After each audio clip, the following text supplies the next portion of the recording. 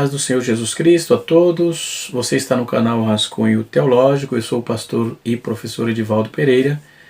E nesta oportunidade, conforme eu havia falado no vídeo anterior, né, eu quero falar com os irmãos, comentar um pouco sobre a obra do Espírito Santo na inspiração, ok? Na inspiração, nós vamos trabalhar essa temática hoje. Glória ao nome do Senhor nosso Deus, ok? Então vamos trabalhar a questão da obra do Espírito Santo na inspiração, ok? Fiquem atentos e vamos para a nossa aula, ok? Antes de começar, quero pedir a você que não é ainda inscrito, se inscreva no nosso canal. Você que já é inscrito e não deixou o seu like, deixe o seu like, não é? Se você ainda não comentou o vídeo, faça isto. Se quiser comentar, perguntar, colocar suas perguntas ou objeções para podermos estar interagindo junto, ou também nas nossas redes sociais, que eu sempre deixo aí na descrição do vídeo, ok? Nós podemos estar interagindo dentro dessa temática. Então, o Espírito Santo, dentro desse contexto da inspiração, ok? Quando vamos tratar essa questão, vamos ter que usar 1 Pedro, capítulo de número 1, 2 Pedro, capítulo de número 1, o versículo 19 a 21. Eu quero ler o texto com os irmãos. Vou ler nessa Bíblia aqui, essa Bíblia revista atualizada.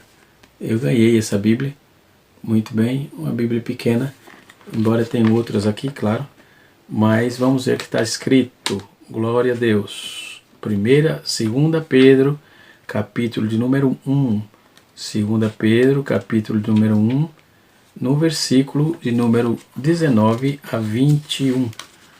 Vamos já ver o que está escrito e logo estaremos dando continuidade.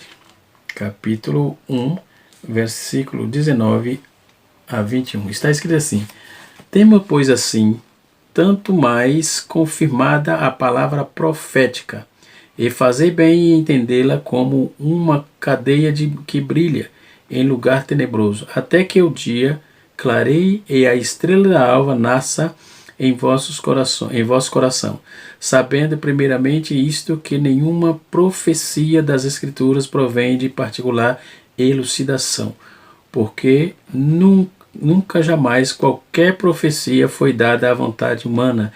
Entretanto, homens santos falaram da parte de Deus, movido pelo Espírito Santo. Movidos pelo Espírito Santo. Muito bem, então isso denota a inspiração da Bíblia, né?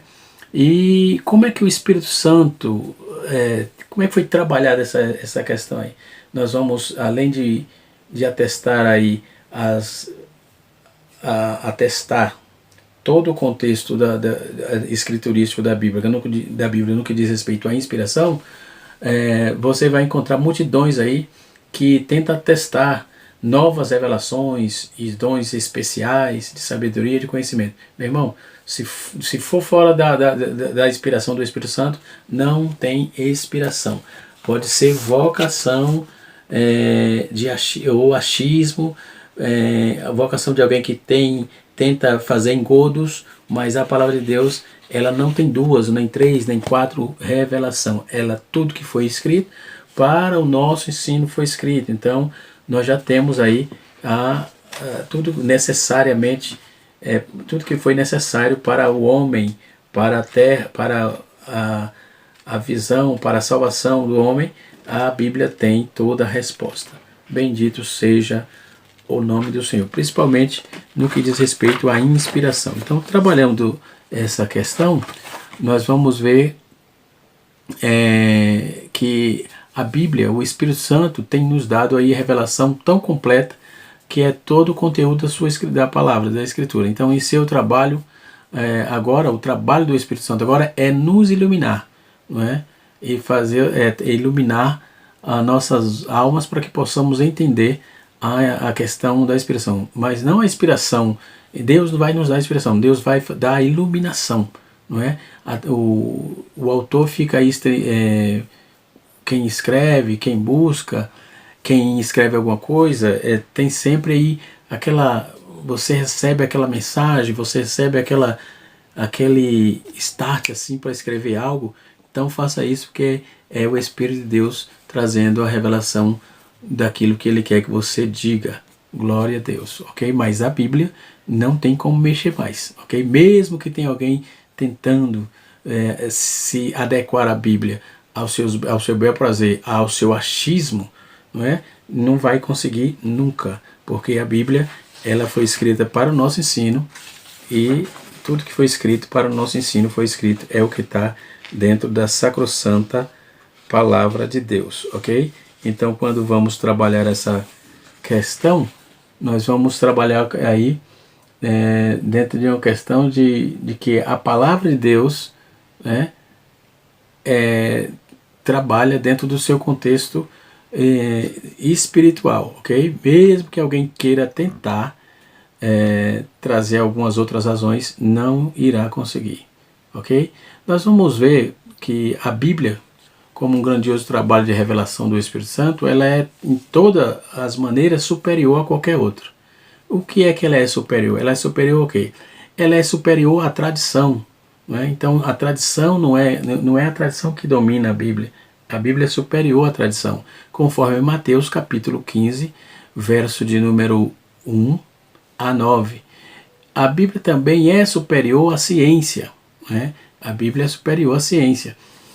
Conforme 1 Timóteo capítulo 6, versículo de número 20, mesmo a ciência verdadeira, que só trata só de fato, não pode aí se aprofundar nas áreas nas quais a Bíblia tem sido clara, entendeu? Então a Bíblia é superior à ciência. A Bíblia também é superior às fábulas, conforme 2 Timóteo capítulo de número 4, no versículo 4 também, a Bíblia sim, é superior às fábulas. É muito comum hoje, eu que dei aula por 10 anos e 6 meses, e dou aula em outras escolas também, mas dei aula na FAESP de teologia de seitas e heresias, nós trabalhávamos essas questões, e você vai observar que o livro de Mormons nos dias atuais é uma fábula moderna que temos hoje, E se você for ver, tem tanto achismo ali que, certo, é complicado. Então, outra coisa que a Bíblia é superior é o ocultismo. Então, a inspiração da Bíblia, que a Bíblia tem, ela é superior ao ocultismo, conforme Isaías capítulo 8, versículo número 19 e 20. De 19 a 20. Então a Bíblia é superior a coisas ocultas, essas anomalias do ocultismo. A Bíblia é superior também aos operadores de sinais, conforme Deuteronômio, no capítulo 13, versículo de 1 a 3. E em Hebreus capítulo 2, versículo 3 e 4. Então vamos ver os sinais que foram usados para confirmar a palavra. Sinais, muita gente... estamos vendo aí muita gente trazendo coisa anômala, ou seja, que não é normal para o contexto, para tentar aplicar dentro do contexto cristão, ou dentro do contexto bíblico cristão, por que não dizer? E até se escreve material, muitas coisas mirabolantes. Então a Bíblia é superior a todas essas situações que é chamada aqui, coloquei aqui como os operadores de sinais. Ok? Outro sim, a Bíblia é superior aos falsos profetas. Então não existe, se você é de Deus, tem uma palavra de Deus, a sua palavra tem que estar embasada dentro do contexto bíblico sagrado. Caso contrário, deve ser chamado de falso profeta. Ok? O dom de profecia existe até hoje, enquanto a igreja estiver na terra, sim, o dom vai continuar, conforme no capítulo 14 está escrito no capítulo 14 de Coríntios.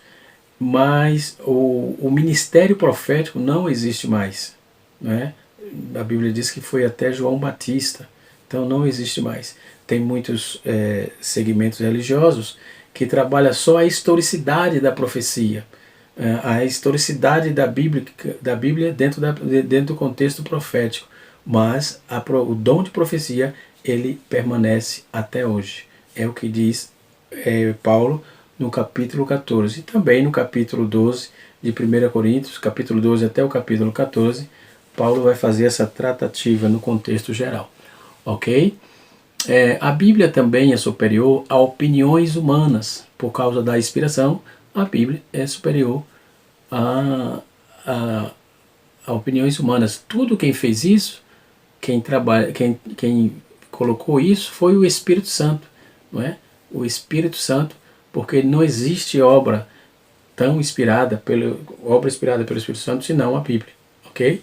Então, Provérbios capítulo 14, verso 12, nós vamos ver que a obra do Espírito Santo na inspiração pode ser resumida na declaração de que cremos na inspiração verbal e plenária das Escrituras, não é? Nosso credo de cristão, pelo menos o meu, o da Assembleia de Deus onde eu congrego também, não quero ser aqui dogmático, mas da Assembleia de Deus onde eu congrego, esse é o credo, é o que cremos, né? Dentro das Sagradas Escrituras, ok? Temos aqui, temos aqui a declaração de fé da nossa igreja, não é? E assim sucessivamente, ok? Vamos lá. Depois nós temos a inspiração dentro do seu bojo geral, contextual geral. Nós vamos ver isso em 2 Timóteo, capítulo de número 3, versículo de número 3, capítulo 3, versículo de número 16. Só para ler aqui, só para deixar claro, Timóteo, 2 Timóteo, no capítulo de número 3, 2 Timóteo, capítulo de número 3, verso 16. 2 Timóteo, eu estou ainda me familiarizando com essa Bíblia pequena, que ela é um pouco mais portátil que as outras, né? Timóteo, 2 Timóteo, capítulo de número 3, verso 16. Está escrito assim, achei aqui, capítulo 3, verso 16. Toda a escritura é inspirada por Deus, é útil para o ensino, para a repreensão, para a correção, para a educação na justiça, a fim de que todo homem de Deus seja perfeito e perfeitamente habilitado para toda boa obra. Então toda a escritura é divinamente inspirada por Deus para nos ensinar, ok? Mesmo sabendo de cor, só para fazer a comprovação bíblica. Então descobrimos que a Bíblia é um livro inspirado, e a palavra inspiração é a tradução do grego, não é? Uma palavra grega que é teopneuticos ou teopnêutico, que significa sopro divino, não é? Isso em 2 Pedro capítulo 2, capítulo 1, versículo 21, aprendemos que o homem era movido pelo Espírito Santo, assim como o vento que move o barco e tal. Então todas essas porções variadas da palavra de Deus, ela que fosse editado aí, que viesse a ser editado por Êxodo, capítulo 20, verso 1, a visão nós vamos encontrar em Apocalipse capítulo 1, versículo 11, ou a direção íntima, né, que está em Lucas capítulo número 1, versículo 1 a 3.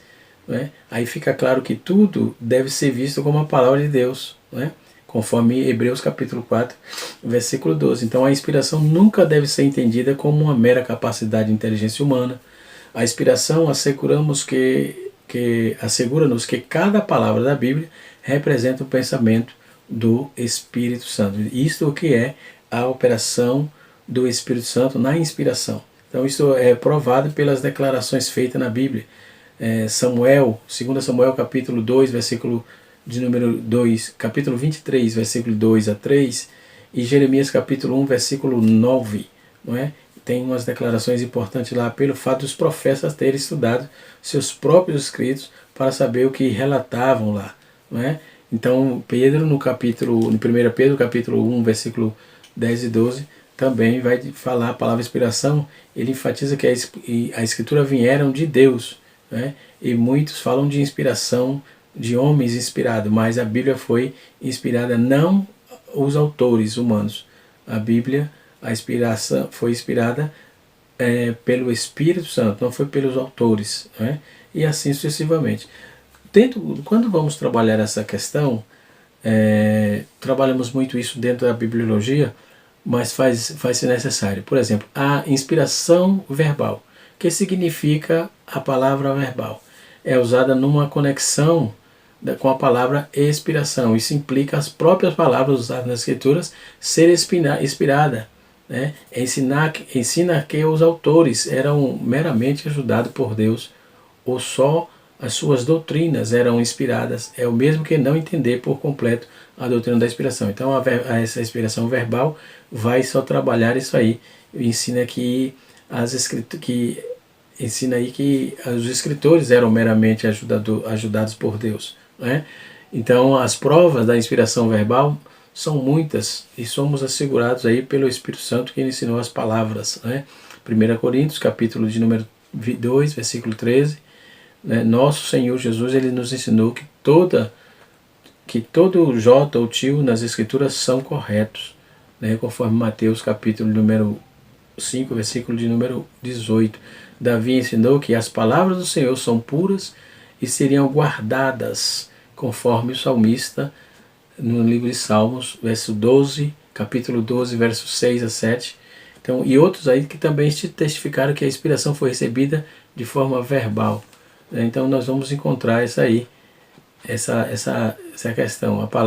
Quando a palavra verbal é usada dentro do contexto da inspiração, isso implica que as próprias palavras usadas nas escrituras serem inspiradas. Né? Então ensinar que os escritores eram meramente ajudados por Deus, só as suas doutrinas eram inspiradas. E é o mesmo que não entender por completo. Então aqui não teve ação dos autores. Né? Inspiração verbal não teve inspiração dos autores. Teve os autores falando o que Deus mandava falar. É isso que entendemos. Né? Então em Jeremias capítulo 1, versículo 9, 2 Samuel capítulo 23, verso 2 também confirma isso. Paulo cria que cada palavra, ele acreditava que cada palavra das escrituras, ou melhor, ele acreditava nisso, era inspirada. Aí fica entendido que o fato dele construir a doutrina sobre a única letra das escrituras, em Gálatas capítulo de número 3, versículo de número 16, ele vai concordar com isso. Quero ler esse texto só para fechar aqui. Gálatas capítulo de número, deixa eu ver aqui, 3, verso 16. Está escrito assim: ora, as promessas foram feitas a Abraão e a seu descendente. Não diz aos descendentes, mas ser falado de muitos, porém cada um só é o teu descendente, que é Cristo. Então, tudo tem que estar dentro da égide, dentro do contexto da palavra de Deus, ok? Depois nós temos também a inspiração verbal e plenária. Esse adjetivo plenário quer dizer completo, não é? Pleno, completo, entendeu? E deduz que a Bíblia é toda inspirada. Então a Bíblia não contém a palavra de Deus em alguns lugares, mas sim, ela é a palavra de Deus na sua totalidade. Hoje, com a teologia liberal, aí dos idos dos séculos XVI, XVII, XVIII, quando vamos observar para o cristianismo nos locais onde nasceram esse tipo de pensamento, não é? De onde vieram os pensadores da teologia liberal, o evangelho acabou. Não é? Praticamente, os povos são frios dentro do contexto do cristianismo. Então, porque eles tentam deturpar o tempo todo a palavra de Deus, mudarem e achar que a Bíblia diz isso, achar que a Bíblia diz aquilo, ou diz que não diz, e assim sucessivamente. Eu estudo também esse tipo de coisas só para ter conhecimento mesmo, porque a gente precisa estar para responder algumas questões que às vezes no dia a dia se perguntam, né? Mas negar Então vamos chamar isso de negacionista, os negacionistas. Eles negam a veracidade da palavra, né? E começam a trazer, criar Frankenstein, né? Dentro da palavra de Deus. Isto a gente vai vendo, vai observando, né? E rechaçando, claro, né? Rechaçando, vai reprovando, porque não tem, a palavra de Deus não tem quem o julgue, porque ela é a palavra de Deus, ok? Não é que contém, ela é a palavra de Deus. Então, a Bíblia não contém a palavra em alguns lugares, mas a Bíblia, ela é a palavra na sua totalidade. Isto é declarado, toda escritura divinamente é inspirada. Capítulo de número 3, verso 16, nós acabamos de ler aí há pouco. 2 Timóteo, capítulo número 3, verso 16. Toda escritura é divinamente inspirada. Então a Bíblia é inspirada verbalmente, plenamente, né? Então é nisso que cremos, está aqui também no na nossa declaração de fé. Eu não preciso ter declaração de fé para querer, ok? Não preciso, só tem porque a gente precisa ter algum documento, não é? Mas sempre acreditei nisso e é sempre assim que acredito. Glória a Deus, porque a própria Bíblia vai me levando para essa abençoada visão, né, que é a inspiração plenária e verbal. Ok? Então a Bíblia ela é vista aí pela posição do Senhor Jesus Cristo e seus apóstolos. Cristo usou todas as partes do Antigo Testamento. Ele ensinou dentro dos seus ensinamentos, conforme Lucas capítulo 24, versículo 27. Então ele citou, ele citou Daniel, citou Jonas e citou outras partes, né, que até hoje em dia são atacados aí pelos críticos. Né? Aí nós vamos ver Atos capítulo número 1, 16, Atos capítulo 4, versículo 25, 24 e 25. Aí nós vamos ver o livro de Saulo, que é referido como a palavra de Deus. Aí o apóstolo Paulo cita tanto Moisés quanto Lucas como autoridades, né? E nós vamos ver em 1 Timóteo 5, 18, vamos ver em 2 Pedro capítulo 3, versículo 15 e 16. Então acabamos aí, achamos que Pedro vê a escritura como a escritura de Paulo como escritura, né? Então aí vem gente tentando procurar objeções, procurando colocar calço, procurando colocar situações, mas a Bíblia é inspirada por Deus, não é? Então a igreja primitiva não sabia da inspiração, da inspiração pneumatologia, ou pneumática no caso, por grau ou porções, mas não inspirada da Bíblia. A Bíblia toda deveria ser como sopro de Deus. Então a igreja primitiva tinha esta visão. E depois nós temos aí a limitação da inspiração, que é tão importante quanto a inspiração verbal das Escrituras. Então assegura somente as Escrituras são inspiradas, né? Somente as Escrituras são inspiradas. Então vai expandir a inspiração além da Bíblia. Para os dias de hoje significa minar as verdades da Bíblia como uma revelação completa, né? Então temos avisos, temos advertências para não aumentarmos nada na palavra de Deus e nem tirarmos, conforme está escrito em Apocalipse 22, no versículo de número 18, porque o Espírito o Espírito Santo que a inspirou, realmente inspirou de verdade, não foi facetas, não foi coisas de fantoche, não, foi verdade completa e plena. Então, quando vamos trabalhar isso, concluo dizendo que a Bíblia ela é isenta de erro, ela é inerrante.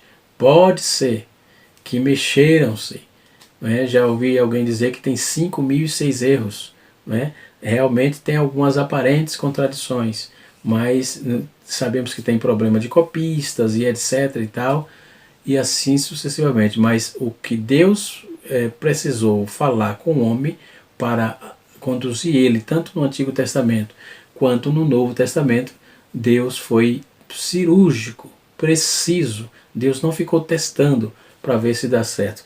Como diz um adágio que está muito como hoje, Deus não deu placebo. Deus trouxe logo a resolução, entendeu? Deus nos deu resolução de ética, Deus nos deu resolução de educação, Deus nos deu resolução de conhecimento, Deus nos deu resolução de como pegar e obter o conhecimento, enfim, Deus foi completo naquilo que determinou por meio do seu Espírito. Então alguns têm declarado que para enfatizar o trabalho do Espírito Santo é promover fanatismo. Então essa falsa conclusão tem sido trazida por aqueles que veem a revelação do Espírito fora das Escrituras, quando alguém entende que o Espírito Santo completou o seu trabalho na inspiração, agora está envolvido a obra, envolvido no abrir do coração, dos corações para o entendimento das Escrituras, entendeu?